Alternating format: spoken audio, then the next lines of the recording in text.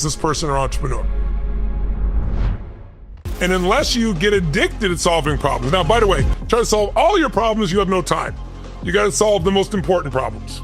There's going to be problems you don't solve initially when you're growing your business. If you solved everything, you'd have no cash flow.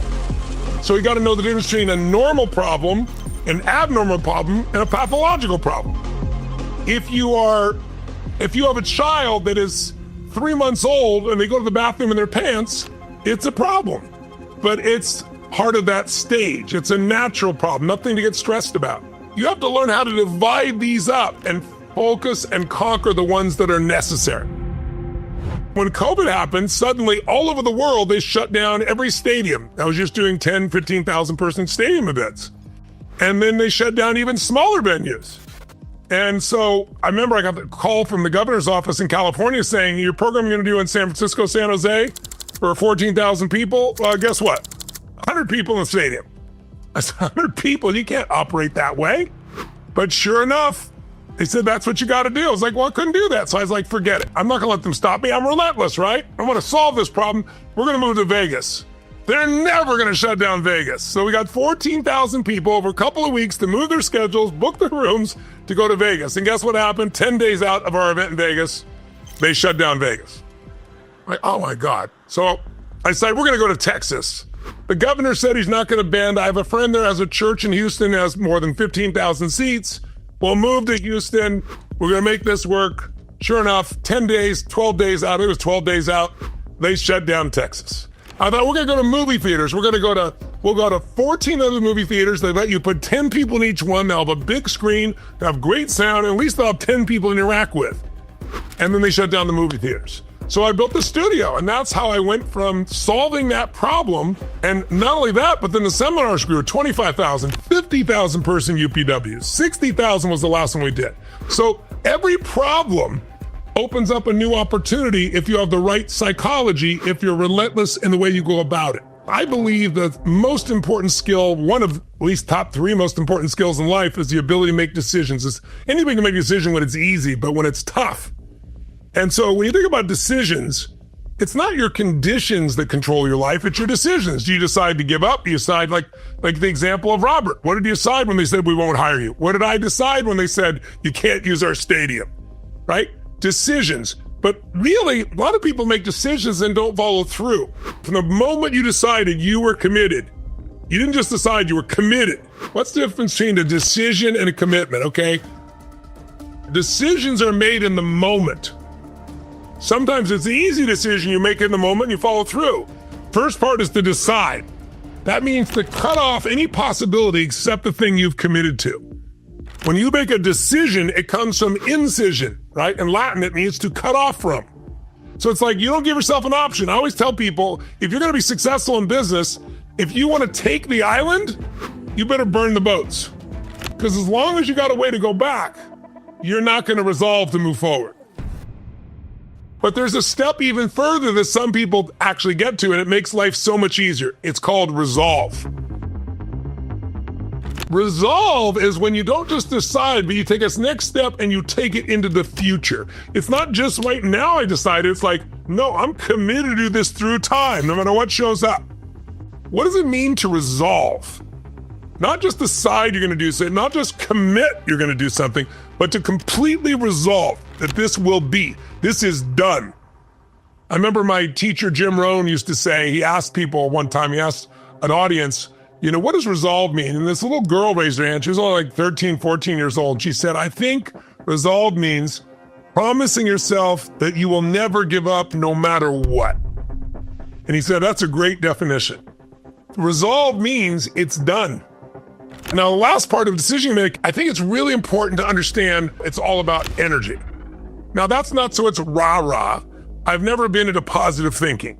I'm not one of those people that says you got a problem, like, you got weeds in your garden and you should go chant, there's no weeds, there's no weeds, there's no weeds. No, that is not going to solve squat. I believe you got to see the weeds, got to acknowledge the problem and pull it out, right? You got to take action. You got to see the truth.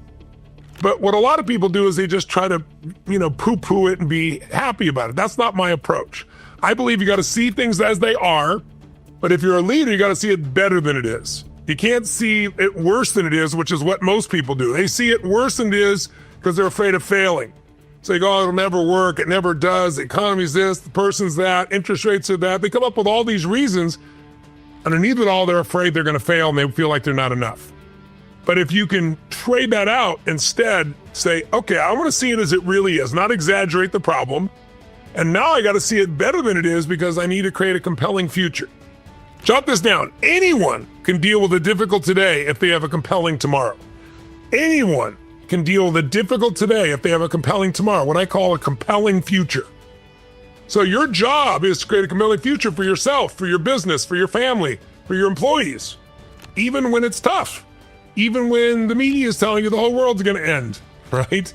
And by the way, they're not bad people, they're just doing what they're paid for. They're paid to get eyeballs. They have to make money for shareholders. Shareholders only make money if you give them attention, and then they'll fear sells.